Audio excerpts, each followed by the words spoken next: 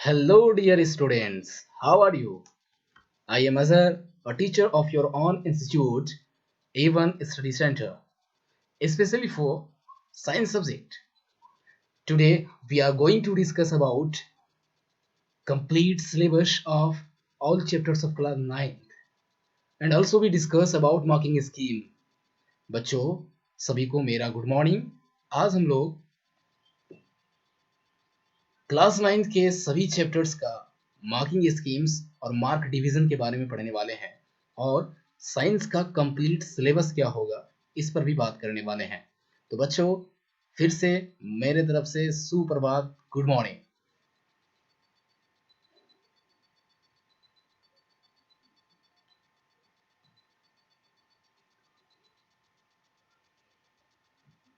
प्यारे बच्चों, before we discuss marking scheme, do you know what is science? क्या आप जानते हैं कि ये साइंस क्या है? मार्किंग स्कीम्स जानने से पहले मैं आपको बता दूं कि सबसे पहले जो साइंस है, इस साइंस का मतलब क्या होता है। तो बच्चों, साइंस की डेफिनेशन मैं 3 लाया हूं आप लोगों के लिए। कोशिश करूंगा, आई होप कि आपको तीनों डेफिनेशन कंप्लीटली समझ में आ जाए। पहला जो डेफिनेशन है वो कहता है कि science is a systematically organised body knowledge. Science is a systematically organised body of knowledge on a particular subject. कहने का अर्थ ये है बच्चों कि जो साइंस है ना, वो किसी पार्टिकुलर सब्जेक्ट पर, किसी खास विषय पर जो सिस्टमेटिकली वे में ऑर्गेनाइज्ड नॉलेज होगा। सिस्टमेटिकली ऑर्गेनाइज्ड का अर्थ ये हुआ कि अगर मैं एक मैथ का एग्जांपल लूं तो आप सबसे पहले 0 सीखते हैं, उसके बाद 1, उसके बाद 2। यानी अगर हम अल्फ़ाबेट की बात करें तो पहले हमें ए सिखाया जाता है, तब बी सिखाया जाता है, ना कि पहले बी बाद में ए। तो ये जो तरीका है सीखने का, नॉलेज लेने का, इसे कहते हैं सिस्टेमेटिकली ऑर्गेनाइज्ड नॉलेज। तो किसी भी पार्टिकुलर सब्जेक्ट पर अगर हम एक ऑर्गेनाइज्ड वे में, एक सिस्टेमेटिकली ऑर्गेनाइज्ड वे में अगर नॉलेज को ऑब्टेन करते हैं, ऑर्गेनाइज करते हैं, बढ़ाते हैं, तो वो मेरा साइंस कहलाता है। ओके बच्चों, तो दूसरी डेफिनेशन की बात करें तो ये जो दूसरा डेफिनेशन है ये कहता है कि साइंस एक स्टडी है। साइंस एक स्टडी है नेचुरल थिंग्स के नेचर का, यानी उसका नेचर, उसका व्यवहार यानी बिहेवियर, और उन नॉलेज का जो हम उनसे प्राप्त करते हैं। यानी सब यहाँ पर बातें नेचुरल थिंग्स पर डिपेंड है कि नेचुरल थिंग्स का नेचर, बिहेवियर, इसके बारे में स्टडी करके उसके बारे में नॉलेज प्राप्त करना, वो मेरा साइंस कहलाता है। नेचुरल थिंग्स की बात करें तो इस ब्रह्मांड में प्रकृति ने बहुत सारी चीजें बनाई है दोस्तों। जैसे कि आप देख रहे हैं कि हम लोग भी एक नेचुरल थिंग्स के अंदर आते हैं। पेड़ पौधे, जानवर, सभी नेचुरल थिंग्स के अंतर्गत आने वाले चीजें हैं, और इन्हीं नेचुरल थिंग्स के व्यवहार का अध्ययन करना, स्टडी करना और उनके बारे में नॉलेज प्राप्त करना, ये साइंस कहलाता है। आई होप आपको समझ में आ गया होगा। नेक्स्ट एंड फाइनल डेफिनेशन की बात करें, जो तीसरा डेफिनेशन है बच्चों, वो ये है,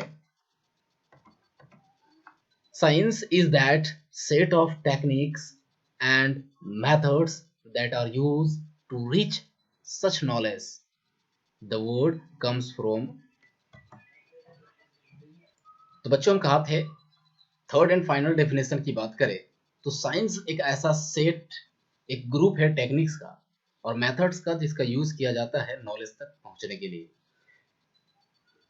एक एग्जांपल के द्वारा मैं समझाता हूं आपको। सबसे पहले कि अगर आपको एक नॉलेज लेना है साइकिल के बारे में, जैसे जानते हैं ना साइकिल जिस पे घोड़ा जोड़ा जाता है? नहीं बच्चों, साइकिल आप बखूबी जानते हैं कि जिससे हम लोग एक जगह से दूसरी जगह जाते हैं। तो इन साइकिल के बारे में अगर आपको कोई इन्वेंशन करना हो, उसके बारे में नॉलेज लेना हो, तो सबसे पहले इसके इन्वेंशन में आप जितने भी मेथड्स लगाइएगा, जितने भी आप उसके साथ टेक्निक्स लगाइएगा, और इन दोनों मेथड्स और टेक्निक्स का जो सेट होगा, यानी ग्रुप जो होगा, एक से ज़्यादा मेथड और टेक्निक होगा तो उसे ग्रुप ही नहीं कहेंगे। तो वो जो मेथड्स और टेक्निक्स का जो सेट होगा, उस साइकिल के इन्वेंशन में, उस नॉलेज तक जाने के लिए, तो ये जो group of methods and techniques होगा उसको साइंस कहेंगे। बच्चों, साइंस का जो वर्ड है वो एक लैटिन शब्द सिंटिया से आया हुआ है। ये सिंटिया का अर्थ होता है नॉलेज। और जैसा कि हम लोग पूरे इस डेफिनेशन में देख रहे हैं कि साइंस का सबसे बड़ा एम यही होता है कि हमको नॉलेज तक जाना। अब वो नॉलेज आपका सिस्टेमेटिकली ऑर्गेनाइज्ड हो या आप टेक्निक्स मेथड्स का ग्रुप लगा कर करते हो, किसी भी तरह से अगर आप एक सिस्टेमेटिकली ऑर्गेनाइज्ड नॉलेज अगर आप लेते हैं तो उसको हम लोग साइंस के नाम से जानते हैं। तो आई होप आपको समझ में आ गया होगा। बच्चों, साइंस को हम लोग कितने ब्रांचेज में बांट कर देखते हैं। ऐसे तो साइंस के इस दुनिया में बहुत सारे ब्रांचेज हैं। जिस तरह के नॉलेज का कोई अंत नहीं होता है, साइंस के ब्रांचेजों का कोई अंत नहीं है। लेकिन स्कूल लाइफ तक हम लोग इन ब्रांचेस को 3 भागों पर बांट के देखेंगे। और जैसे जैसे आप हायर क्लासेस जाइएगा बच्चों, आपके ब्रांचेस बढ़ती जाएंगी और आप एक एक विषय को अलग अलग करके पढ़िएगा, अलग अलग टॉपिक को अलग अलग सब्जेक्ट के अंदर पढ़िएगा। तो स्कूल लाइफ तक हम इसको 3 ब्रांचेज पर बांट के देखते हैं। तो देखिए बच्चों, क्या है, there is many branches of science but we have to discuss mainly its 3 types. बच्चों, इस ब्राह्मण में साइंस के तो बहुत सारे ब्रांचेस हैं, लेकिन हम लोग यहाँ पर इसके 3 ब्रांचेस के बारे में पढ़ने वाले हैं। अब वो ब्रांचेस कौन कौन से हैं देखिए। पहला है केमिस्ट्री, दूसरे की बात करें तो बायोलॉजी, और तीसरे की बात करें तो फिजिक्स।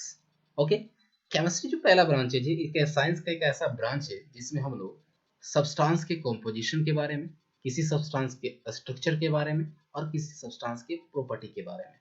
कहने का अर्थ है कि जो सब्सटेंस है, ये सब्सटेंस क्या होता है बच्चों, तो anything anything which have two mainly properties. First is which have a mass, जिसके पास एक मास हो, और एक दूसरा वो स्पेस ऑक्यूपाई करे बच्चों। यानी इस ब्राह्मण में कुछ भी जो अपना मास रखता हो और वो कहीं भी रख दीजिए, वो कुछ स्पेस को ऑक्यूपाई कर ले, ढक ले जगह को, तो उसको हम लोग सब्सटेंस के नाम से जानते हैं। हम भी एक सब्सटेंस के अंदर आते हैं, दरवाजा भी सब्सटेंस है, doors, tables, fans. There are a lot of examples of substances in the universe. और इन्हीं substances के प्रॉपर्टीज यानी गुण के बारे में पढ़ना, उसके बनावट, वो उनके पार्टिकल्स के किस तरह के स्ट्रक्चर्स होते हैं। आप क्लास 9 में पढ़े होंगे बच्चों कि 3 तरह के जो सब्सटेंस होते हैं। पहला होता है सॉलिड, दूसरा होता है लिक्विड। ओके बच्चों, उसके बाद तीसरा जो एंड फाइनल थर्ड पढ़े होंगे गैस, और 2 पढ़े होंगे, एक बीईसी और एक प्लाज्मा, उस बात नहीं करते। लेकिन सॉलिड जो होता है, इसमें जो पार्टिकल्स होते हैं, ये पार्टिकल्स एक दूसरे के काफी सटे सटे होते हैं, यानी क्लोजली स्पेस्ड होते हैं। इसका अर्थ ये हुआ कि इसका स्ट्रक्चर किस तरह से होता है, इसका फिक्स स्ट्रक्चर होता है, स्ट्रक्चर फिक्स होता है, सेफ फिक्स होता है। तो यहाँ पर लिक्विड का स्ट्रक्चर फिक्स नहीं होता है, गैस का स्ट्रक्चर फिक्स नहीं होता है, यानी सबका मास तो फिक्स होता है नहीं, लिक्विड का मास फिक्स नहीं होता, सॉरी, लिक्विड का मास फिक्स होता है लेकिन सेफ फिक्स नहीं होता, गैस का दोनों फिक्स नहीं होता है, डेफिनेट नहीं होता है। ओके बच्चों, तो यहाँ पर हम लोग प्रॉपर्टी और शेप की बात करें, कॉम्पोजिशंस की बात करें, स्ट्रक्चर की बात करें, तो इन सब्सटेंसेस का कुछ भी स्ट्रक्चर, प्रॉपर्टी और कॉम्पोजिशन के बारे में जिस ब्रांच में हम लोग साइंस में पढ़ते हैं, उसको हम लोग केमिस्ट्री कहते हैं बच्चों। दूसरे ब्रांच की बात करें तो वो जो दूसरा ब्रांच है हमारा, वो है बायोलॉजी। बायोलॉजी बच्चों 2 वर्ड से मिलकर बना हुआ है।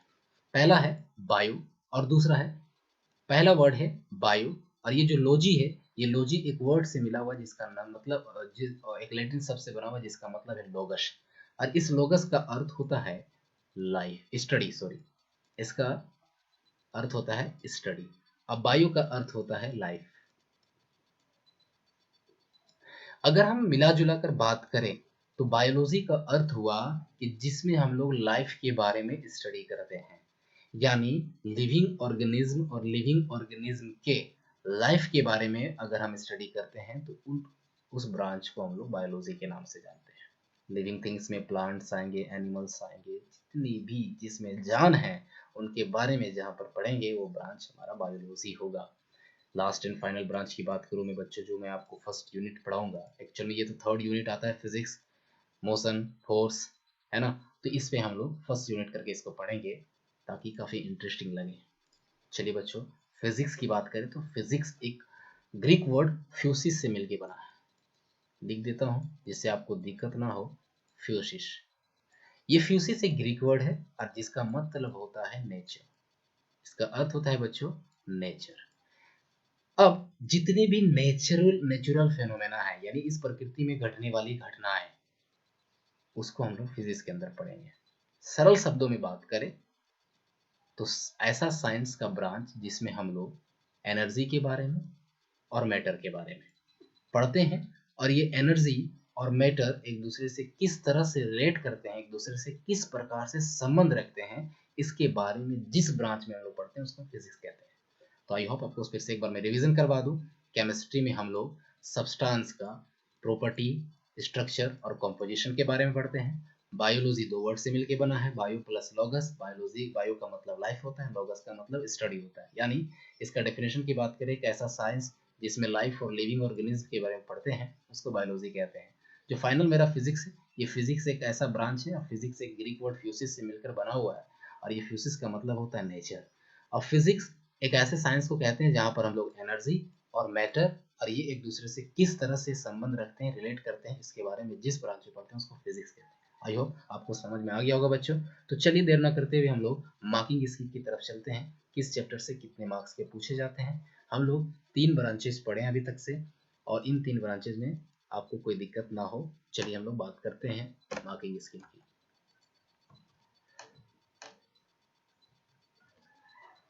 प्यारे बच्चों, एनुअल एग्जामिनेशन की बात करें क्लास 9 का, तो इसको हम लोग 5 यूनिट में बात के देखेंगे। पूरे साइंस को, कंप्लीट सिलेबस को 5 यूनिट में बांटा जाता है। पहला यूनिट जो है मैटर, जो कि केमिस्ट्री का पार्ट है, इसमें हम लोग मैटर का नेचर और उसके बिहेवियर के बारे में पढ़ेंगे बच्चों। उसके बाद यहाँ से एक बात बता दूं कि आपको यहाँ से 23 मार्क्स के क्वेश्चंस पूछे जाएंगे। ये सेकंड सबसे ज़्यादा मार्क्स से सब सेकंड जो चैप्टर है जिससे सबसे ज़्यादा मार्क्स के क्वेश्चन पूछे जाते हैं, वो है मेरा matter and it's nature and behaviour.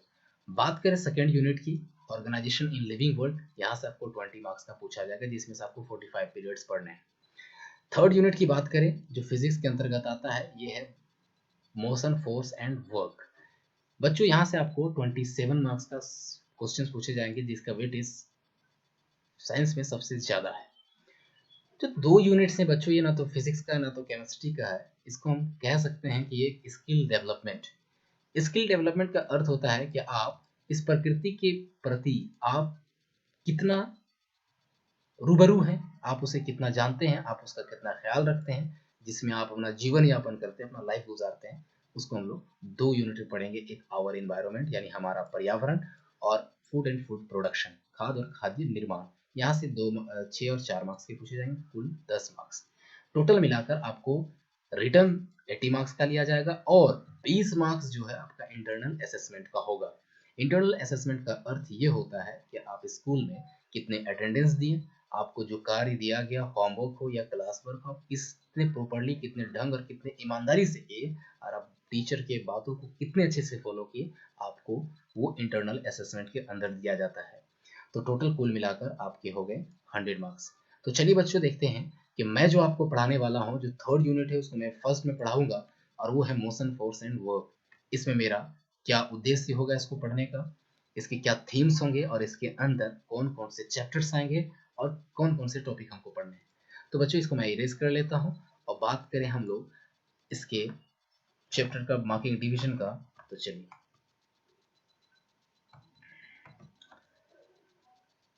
प्यारे बच्चों, हमारा थर्ड जो यूनिट है फिजिक्स का, इसका मेरा थीम्स है मूविंग थिंग्स के बारे में पढ़ने का, पीपुल, आइडियाज। मूविंग थिंग्स के बारे में, मूविंग पीपुल्स के बारे में, और उनसे रिलेटेड आइडियाज के बारे में हम लोग का थीम होगा यूनिट थर्ड को पढ़ने का बच्चों। इसमें हम लोग मोशन के बारे में पढ़ेंगे, फोर्स के बारे में पढ़ेंगे, और वर्क। जितने भी चैप्टर्स इसके अंतर्गत आएंगे पूरे के पूरे फोर्स, मोशन, वर्क, एनर्जी पर रिलेटेड होगा। तो पहला जो चैप्टर है मेरा वो है मोशन। दूसरा जो चैप्टर है force and laws of motion, इसको और शब्दों में कहते हैं force and Newton's laws. Third chapter की बात करें ग्रेविटेशन, गुरुत्वाकर्षण की, इसमें हम लोग अर्थ के द्वारा लगाए जाने वाले फोर्स के बारे में पढ़ने वाले हैं। फिर हम लोग बात करेंगे फ्लोटेशन की। फ्लोटेशन का मतलब होता है उत्प्लावन, यानी जब भी किसी ऑब्जेक्ट को आप पानी में रखें, अगर उसका डेंसिटी कम है तो वो पानी में तैरने लगता है, डेंसिटी ज़्यादा है तो वो डूब जाता है, ऐसा क्यों, ये हम बात करेंगे फ्लोटेशन के अंतर्गत। जो सेकंड लास्ट चैप्टर मेरा है वर्क एनर्जी एंड पावर, कार्य ऊर्जा और क्षमता। इस चैप्टर के अंतर्गत हम लोग वर्क किसे कहते हैं, अगर हम किसी दीवार को धकेल रहे हैं तो वो वर्क है या नहीं, किसी पंखे को चला रहे हैं वो वर्क है या नहीं, सांस ले रहे हैं वो वर्क है या नहीं, उसमें क्या एनर्जी ले रहा है, क्या एनर्जी कंज्यूम हो रहा है, और हम पावर किसे कहते हैं, इसके बारे में हम डेफिनेशन करने वाले हैं। जो लास्ट एंड फाइनल चैप्टर है मेरा बच्चों वो है साउंड, और साउंड भी एक एनर्जी का फॉर्म होता है। ओके, इसमें हम लोग पढ़ने वाले हैं उसके नेचर के बारे में, उसका प्रोपागेशन के बारे में, यानी वो एक जगह से दूसरी जगह किन किन मीडियम से कितने स्पीड से जाता है उसके बारे में पढ़ने वाले हैं। उसका रेंज पढ़ेंगे। आपको पता होगा कि साउंड का रेंज जो होता है वो ऑडिबल रेंज की बात करें जिसको हम लोग सुन सकते हैं वो 20 हर्ट्ज से 20,000 हर्ट्ज, यानी इसका जो फ्रीक्वेंसी होता है, आवृत्ति जो होता है वो 20 हर्ट्ज से 20,000 हर्ट्ज तक होता है। उसके बाद टाइप्स ऑफ साउंड के बारे में बात करने वाले हैं। साउंड के दो टाइप्स हम लोग पढ़ेंगे यहाँ पर, एक इंफ्रासोनिक और दूसरा अल्ट्रासोनिक। उसको हम लोग इंफ्रासाउंड और अल्ट्रासाउंड भी कहते हैं। इंफ्रासोनिक 20 हर्ट्ज से नीचे फ्रीक्वेंसी वाले साउंड होते हैं और अल्ट्रासाउंड 20,000 हर्ट्ज से ज़्यादा वाले साउंड फ्रीक्वेंसी के साउंड होते हैं। जिस तरह से आप लोग प्रीवियस क्लास में रिफ्लेक्शन ऑफ लाइट पढ़े हैं 8 क्लास में, उस तरह से यहाँ पर रिफ्लेक्शन ऑफ साउंड पढ़ना है, एकदम सेम टू सेम। फिर हम लोग इको की बात करें, आप देखते होंगे जब खाली कमरे में या जब किसी ऊंची जगह पर जाकर आप चिल्लाते हैं तो आपकी आवाज़ रिटर्न आती है, ये होता है हमारा इको। इसके बारे में हम लोग डिटेल्स पढ़ेंगे बच्चों। फिर है सोनार। आप देखते होंगे कि बहुत सारे जो शिप्स होते हैं उसमें सोनार लगा होता है। सोनार का फुल फॉर्म होता है साउंड नेविगेशन एंड रेंजिंग। उसके बाद जो लास्ट एंड फाइनल टॉपिक्स होगा बच्चों वो सिर्फ ह्यूमन स्ट्रक्चर, ईयर का स्ट्रक्चर पढ़ेंगे और उसका एक दो फंक्शन पढ़ेंगे, और आगे की क्लासों में हम इसके बारे में ज़्यादा डीपली डिस्कस करेंगे। तो आई होप बच्चों आपको समझ में आ गया होगा कि कौन सा चैप्टर हमको motion force and work unit 3 के अंदर पढ़ने हैं, कहाँ से कितने मार्क्स के क्वेश्चन पूछे जाएंगे। Okay, thank you.